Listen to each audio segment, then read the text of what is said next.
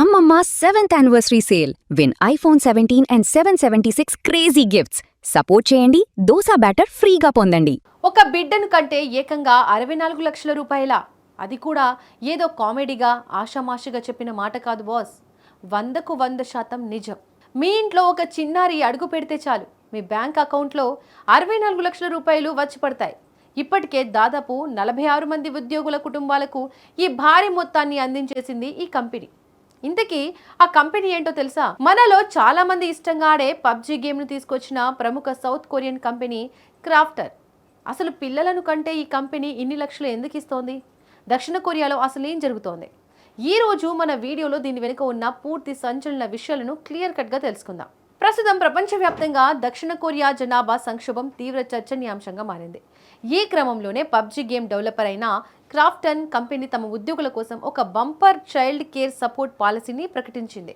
తమ సంస్థలో పనిచేసే ఉద్యోగులు గనుక పిల్లలను కంటే ఒక్కో బిడ్డకు దాదాపుగా 64 లక్షల రూపాయల భారీ ఆర్థిక సహాయాన్ని అందిస్తామని సీరియస్గా ప్రకటించింది. అంతేకాదు, కేవలం డబ్బులు ఇచ్చి చేతులు దులుపుకోలేదు. పిల్లలను కనే ఉద్యోగులకు భారీగా పెయిడ్ లీవ్స్తో పాటు ప్రెగ్నెన్సీ సమయంలో ప్రత్యేక అలవెన్స్లు, చైల్డ్ కేర్ కోసం మరెన్నో ప్రోత్సాహకాలను కూడా అధికారికంగా ప్రకటించింది. అయితే ఇక్కడ అందరికీ వచ్చే ఒక పెద్ద డౌట్ ఏంటంటే, అసలు ఒక ప్రైవేట్ కంపెనీ బిడ్డను కంటే ఇన్ని లక్షలు ఎందుకు ఇస్తోంది?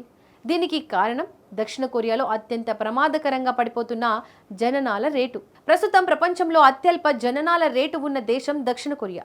అక్కడ ఒక మహిళ తన జీవిత కాలంలో కనే పిల్లల సగటు సంఖ్య కేవలం 0.72కి పడిపోయింది. దేశ జనాభా స్థిరంగా ఉండాలంటే ఈ రేటు కనీసం 2.1 ఉండాలి. కానీ అక్కడ యువత పెళ్లిళ్ళు చేసుకోవడానికి, పిల్లలను కనడానికి అస్సలు ఆసక్తి చూపించడం లేదు. ఇదే పరిస్థితి ఉంటే రాబోయే కొన్నేళ్లలో దక్షిణ కొరియాలో యువత తగ్గిపోయి దేశం మొత్తం వృద్ధులతో నిండిపోతోంది. దేశ ఆర్థిక వ్యవస్థ, ఉత్పాదకత పూర్తిగా కుప్పకూలిపోయే ప్రమాదం ఉంది. దీంతో యువతను ప్రోత్సహించే దిశగా అక్కడ ఈ స్కీమ్ పెట్టారు. అసలు దక్షిణ కొరియా యువత పిల్లలను కనకపోవడానికి ముఖ్య కారణం అక్కడ విపరీతంగా పెరిగిపోయిన జీవన వ్యయం. ఇల్లు కొనడం సామాన్యుడికి అందుబాటులో లేదు. అన్నిటికంటే ముఖ్యంగా పిల్లల చదువుల ఖర్చులు ఆకాశాన్ని అంటుతున్నాయి. ఇక్కడ కాంపిటీషన్ చాలా ఎక్కువ. పిల్లలను పెంచడం, వారికి మంచి చదువు చెప్పించడం ఆర్థికంగా ఒక పెద్ద భారంగా మారింది.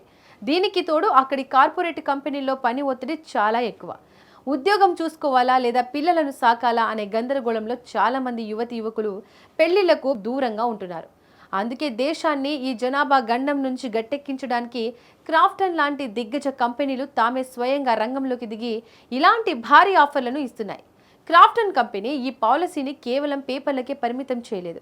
ఈ స్కీమ్ ప్రకటించినప్పటి నుంచి ఇప్పటి వరకు ఆ కంపెనీలో పనిచేసిన దాదాపుగా 46 మంది ఉద్యోగులు పిల్లలను కనగా ఒక్కొక్కరికి చెప్పినట్లే 64 లక్షల రూపాయల చొప్పున కంపెనీ అకౌంట్లలో వేసేసింది.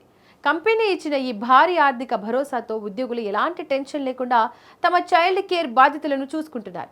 ప్రైవేట్ రంగంలోనే కాకుండా దక్షిణ కొరియా ప్రభుత్వం కూడా జనాభాను పెంచేందుకు ఇలాంటి అనేక రకాల క్యాష్ ఇన్సెంటివ్స్, ఉచిత విద్య, హౌసింగ్ సబ్సిడీలను అందిస్తూ తమ దేశ భవిష్యత్తును కాపాడుకునే ప్రయత్నం చేస్తోంది.